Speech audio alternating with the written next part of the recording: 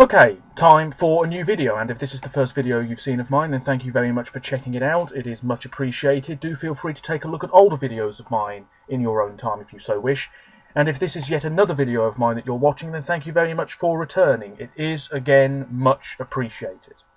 So, today is yet another Eurovision related video, and it's going to be a big long ramble. First things first, apologies in advance if I stumble over my words, because I don't edit these videos, because it's much simpler to do it that way. Also, apologies for the average quality of these videos, and the fact that I am a little under the weather. So if I sniffle or sneeze at any point, you know why. So,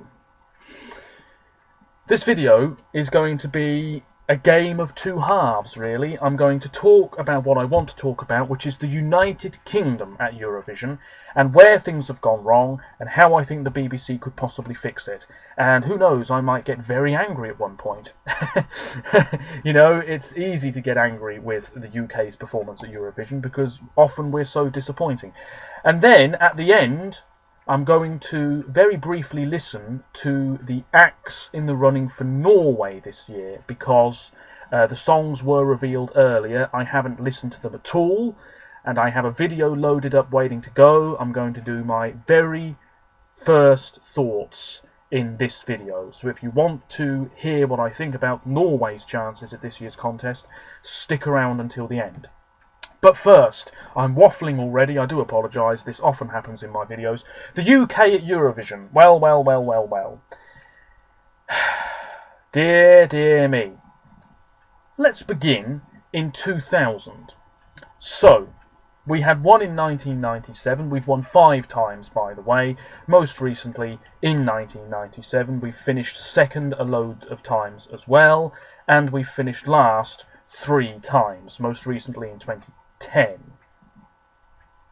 Yes. So, 2000, we were represented by Nikki French. The song was called Don't Play That Song Again. I don't think many people did. It was a very average performance, a very average song. At the time, I believe it was our worst ever result in the contest. 2001, a very young lady called Lindsay Dracass, No Dream Impossible. A bit more contemporary, although these days it feels incredibly dated. Big arena in Copenhagen. I think it was too big, and I think a lot of the artists on stage suffered because of the sheer size of the place. It was almost as if you were drowned out somehow. The song wasn't that brilliant. It finished in 15th place. 2002, joint third with the host nation Estonia for Jessica Garlick, who'd appeared on a reality singing competition not so long beforehand. Come back. Didn't like her outfit, but on the whole it was a fairly strong ballad. Then, in 2003, and this was the turning point for the UK at Eurovision. In 2003, we finished last with 0 points. Gemini, Crybaby, male-female duo, very uninspired staging. You put it up against other songs from that year, it's so obvious which song was going to get more points, if you see what I mean. The female was wearing a fairly revealing red dress. The guy looked like he'd just stepped out of a nightclub after a few drinks. The choreography wasn't anything special. Last place. Personally, I don't think it should have had 0 points. I don't think any song in Eurovision history is really deserving of no points whatsoever. But this was a pretty poor song, let's be honest. Live, it wasn't great. I believe there were some technical mishaps. Irregardless, not a great song. In 2004, we improved, but ever so slightly, with James Fox. He was also on a reality singing competition of sorts. Hold On To Our Love. 2005, Javine, also on a reality singing competition of sorts. Touch My Fire, 22nd place. Just not stand out enough. I say this all the time about Eurovision songs, and not just from the UK. Not stand out enough. 2006, Rap, because that always does well at the contest. Daz Sampson, who's done nothing since in the music industry, and to be fair, he hadn't done much before 2006 in the music industry of note. 19th place. The song was okay, the performance was okay, but come on. Who was really going to vote for it in big numbers? Nobody. 2007.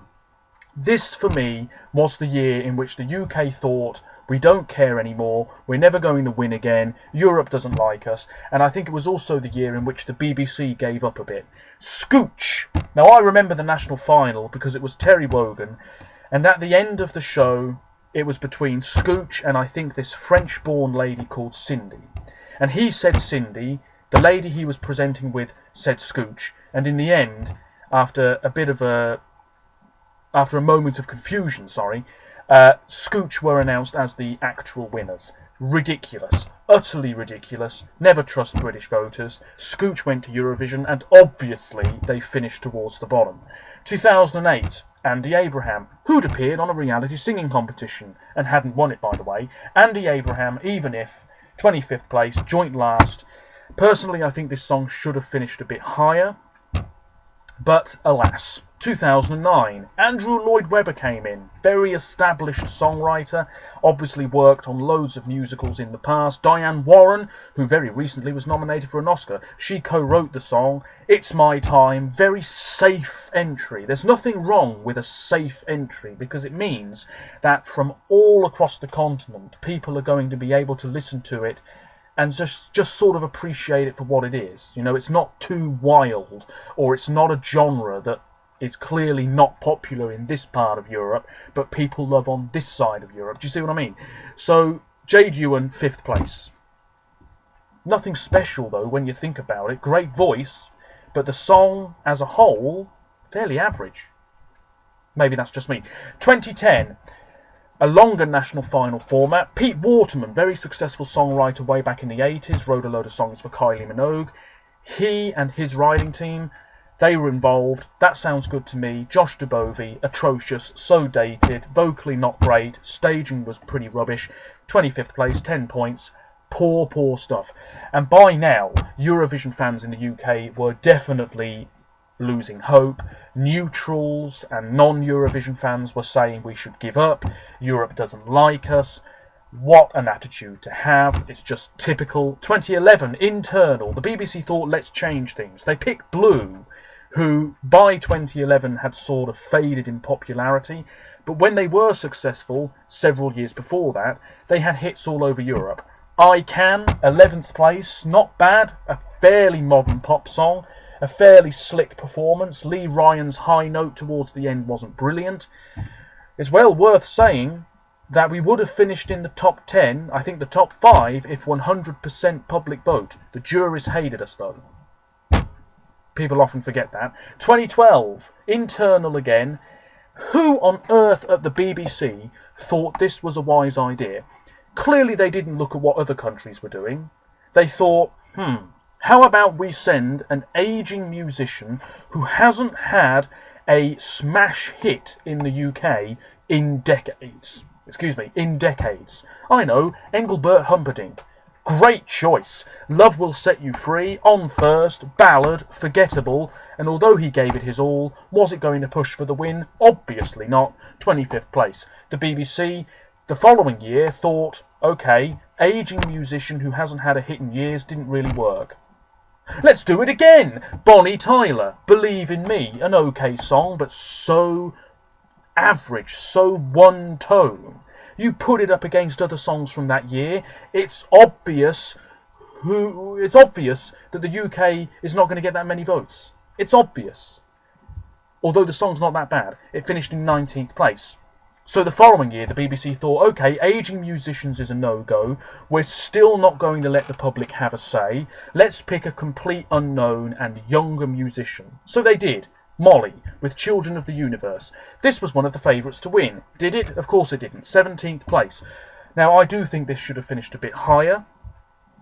But maybe the song suffered from a little bit of hype. Actually, there was a fair bit of buzz in the lead up to the 2014 contest with the UK. People saying that it might be our year. It really wasn't. But yes, I think in 2014 we were hard done by. 2015, okay, so that didn't work either. How about we send a male-female duo? Excuse me. How about we send a male-female duo? And let's send modern swing. Because that's something you hear all the time on the streets of Azerbaijan. They'll really vote for it. Electro Velvet, Still in Love with You. obviously not going to do well. And a clear example of the BBC not giving a crap, clearly not paying attention to what other countries were doing, and clearly not taking the contest seriously. 2016, let's have a national final of it then, because we're rubbish. Let's give it back to the public.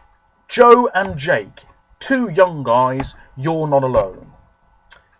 Well, more average stuff from the UK. It's just average. It's not risky. Electro Velvet was risky, but it completely backfired because that type of music barely anybody really listens to, let alone a Eurovision audience. Joe and Jake, very safe song, very average performance, 24th place. Who can really be surprised by that? The following year, no variety once again in the national final. Lucy Jones, who, guess what, had appeared on a reality singing competition a few years beforehand. Never Give Up On You, co-written by Emily de Forest, former Eurovision winner. Very nice ballad, albeit very, very simple and nothing super original. The staging was good, the vocals were good. 15th place, should have finished higher. Public vote let us down. 2018, last year, Surrey.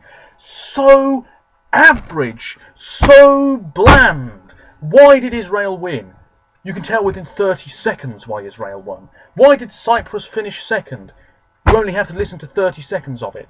Why did the UK finish 24th? You only have to listen to 30 seconds of it, I'm afraid. I don't mind Surrey at all, and I don't mind the song. But it was so safe and bland and average and not a reflection of popular music in the UK. Saying that, Ed Sheeran is one of Britain's biggest musicians, and take a look at his music. He's got away with performing the same sort of thing for years. You know, at the end of the day, he's just a guy strumming a guitar, but he does a pretty good job of it. So, you know, I'm not saying that Ed Sheeran's a bland musician, but certainly blandness is popular in the UK. Unoriginality, I think, is definitely something of note, particularly in the UK charts, which is populated with similar sounding stuff all the time. I'm really waffling now, but I think the point I'm trying to say is I'd love to see the UK take a risk. Take a risk. Send something that's a bit different. Never trust British voters. I don't trust them at all with the upcoming national final. I can't see us making the right choice, which would be Kerry-Ann or Holly Tandy. I don't see us making the right choice at all. One can hope. You've got to have good staging. You've got to have something that's fresh. It's got to grab people within the first 30 seconds. If it's not doing that, you've got no chance. No chance. So bland, so average. It's safe stuff all the time. A middle-of-the-road pop song with a somewhat positive message. When was the last time a rock song was in the running for the UK? I don't even remember. When was the last time a Welsh language song was in the running for the UK? I'm not sure there ever has been a Welsh language song in contention for the UK, because of course people often forget that the UK is not just England. It's so disappointing. If I was in charge, here's what I'd do. National final, 10 songs, Saturday night, BBC One. I'd promote the hell out of it. It would be a mixture of newcomers and somewhat established musicians, people like Nina Nesbitt, Amy MacDonald, Freya Ridings, I don't know, people along those lines. I'd get them involved. I'd have a Welsh language song in the running.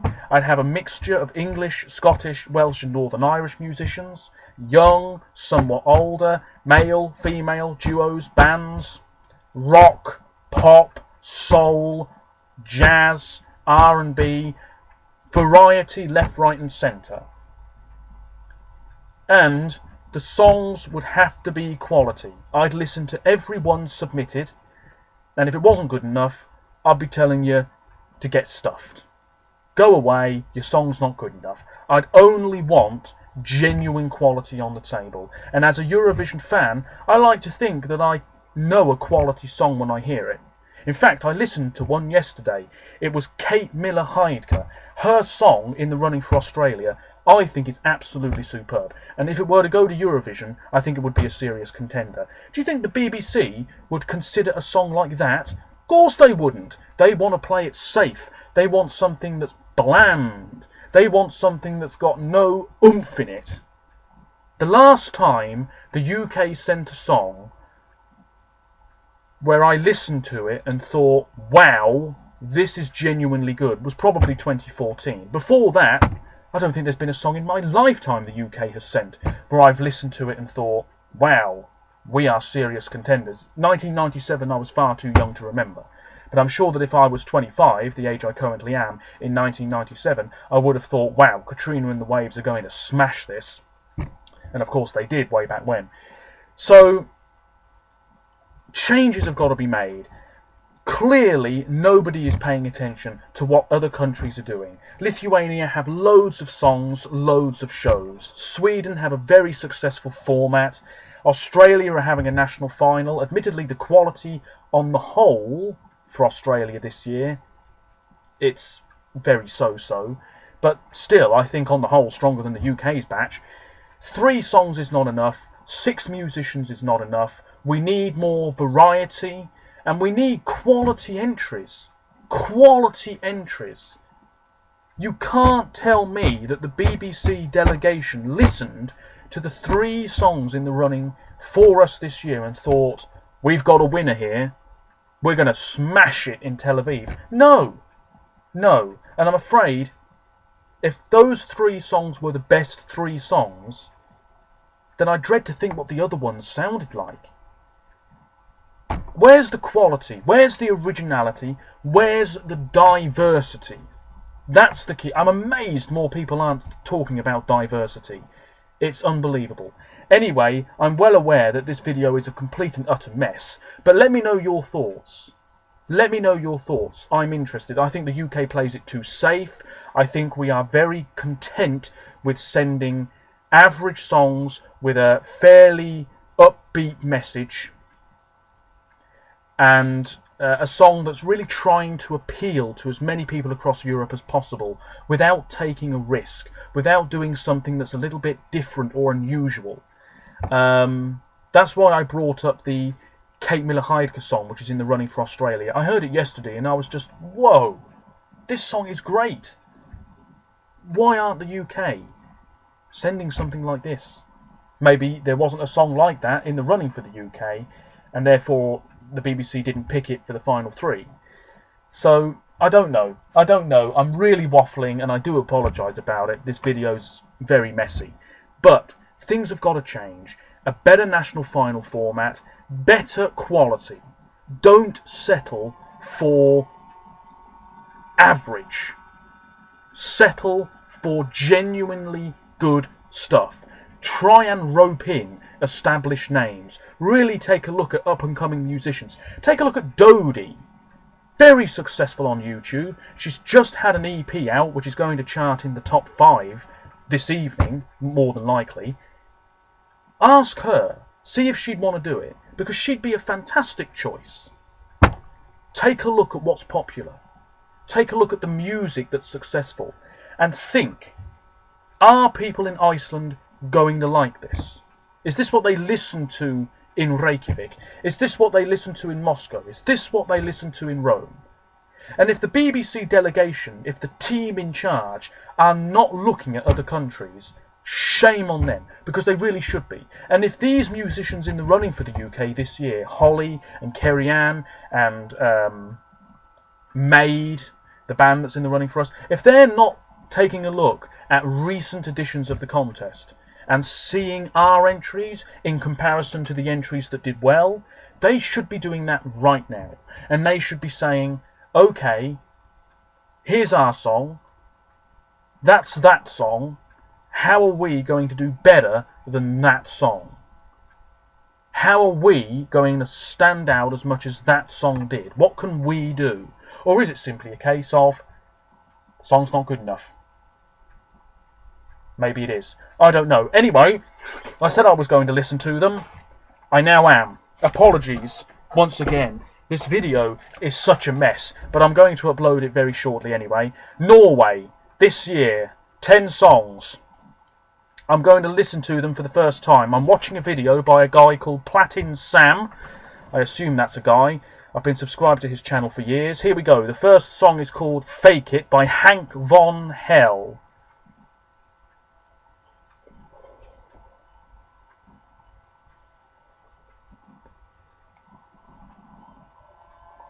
The melody sounds very similar to something I've heard before. It's clearly a bit of a jokey entry, but in all honesty, it's not that bad.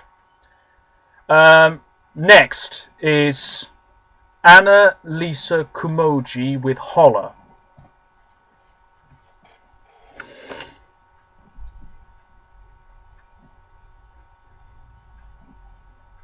No, that's not a winner. Next up is D Sound with Mr. Unicorn.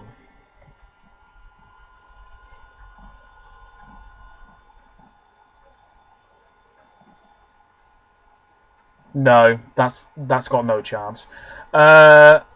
Adrian Jorgensen with Bubble.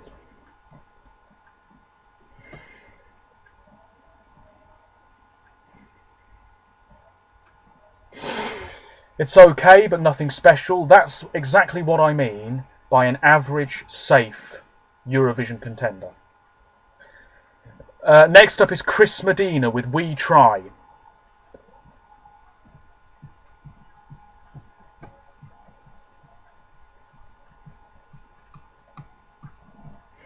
It's not bad.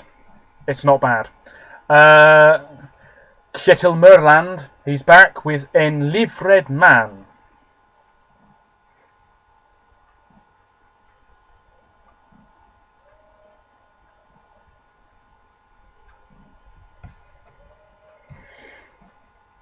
It's okay. Next up is Erland Bratland with Sing For You.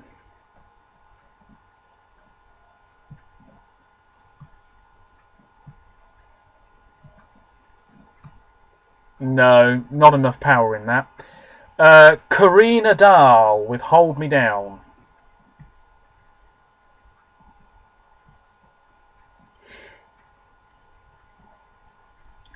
It's okay, but nothing special. Next up is Ingrid Bergmeus with Feel.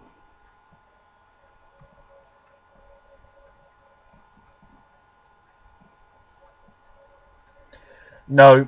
And then number one in this person's list is Kano with Spirit in the Sky.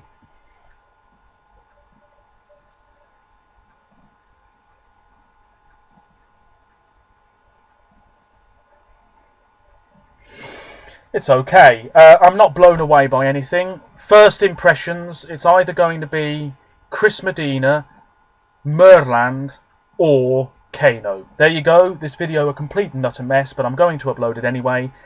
Until next time, let me know your thoughts. Thank you very much for watching, and bye for now.